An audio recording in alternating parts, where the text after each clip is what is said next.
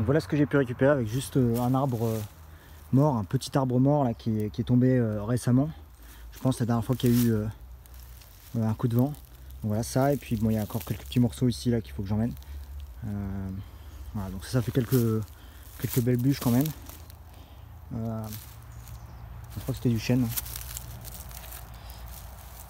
Mais bon, il y en a, j'en ai un paquet comme ça d'arbres qui sont morts dans la forêt. Donc je vais faire le tri petit à petit en commençant par ceux qui sont vraiment déjà tombés. Ensuite ceux qui sont morts mais qui sont encore debout. Voilà. Et puis ensuite il y en a qui sont encore vivants mais qui sont en train de. Soit qui sont déjà tombés, donc qui sont partiellement déracinés, soit qui gênent le passage, enfin qui sont vraiment mal en point et de toute façon qui auront du mal à grandir. Donc c'est ceux-là que dans un troisième temps que j'attaquerai. Donc voilà, sans toucher aux arbres qui sont sains, qui sont grands, qui sont bien implantés, il y a déjà de quoi faire du bois entre ce que je fais cet été et puis ce que je ferai cet automne et en hiver quand il n'y aura plus de feuilles. Je pense que j'aurai de quoi faire un stock de plusieurs années de bois qui aura le temps de sécher ensuite.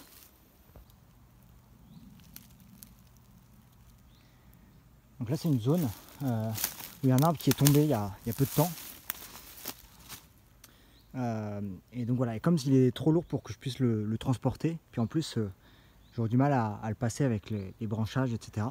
Du coup, j'ai amené quelques autres branches, quelques autres petits arbres en tas ici, et puis je vais le débiter ici en bûche de 1 mètre, quelque chose comme ça, de manière à pouvoir les transporter à la main vers la brouette qui est un peu plus loin, à l'endroit où le bois il est un peu plus dégagé. Donc voilà, l'idée c'est de récupérer le bois pour du bois de chauffage. Hein. Là c'est un arbre qui est plutôt tordu, donc il n'y a pas grand chose à en faire d'autre que du bois de chauffage.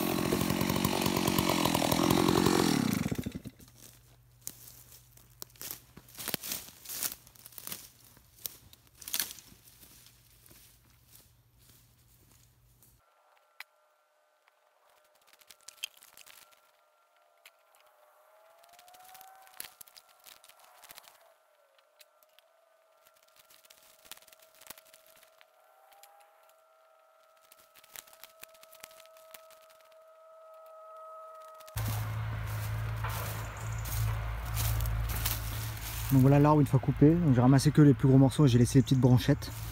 Mais ça c'est encore bon pour aller dans la cheminée. Le reste après ça aurait pu servir pour un poêle dragon par exemple.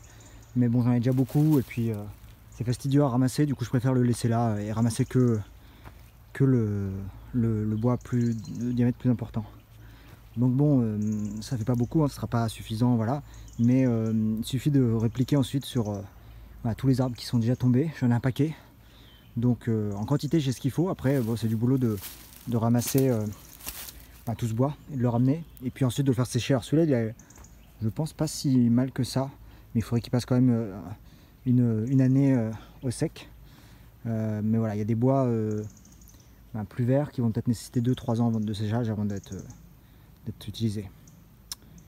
Bon bah c'est toujours ça de prix. Là ça me fait quand même quelques belles bûches. Comme c'est taillé en 1 mètre, en 50 ou en 30, ça fait quand même quelques morceaux. Et petit à petit, mon stock se fait. J'ai trouvé du houblon finalement. Je pensais que j'en avais pas vu jusqu'à présent. Alors je sais pas si ça s'ouvre que maintenant. C'est bien les feuilles de houblon. C'est bien les petits cônes de houblon. Voilà, puis là en plus c'est une plante grimpante. Voilà, là, jusque là-haut. Ah, c'est génial. Je pense que si j'en ai là, j'en dois en avoir ailleurs et du coup ça va me servir pour quand je voudrais faire de la bière. Puis également ça se consomme en omelette. Je crois qu'on fait une omelette avec les jeunes pousses peut-être, je sais plus trop, mais en tout cas ça se mange. Et puis bon bah c'est très connu pour la bière, surtout pour aromatiser la bière.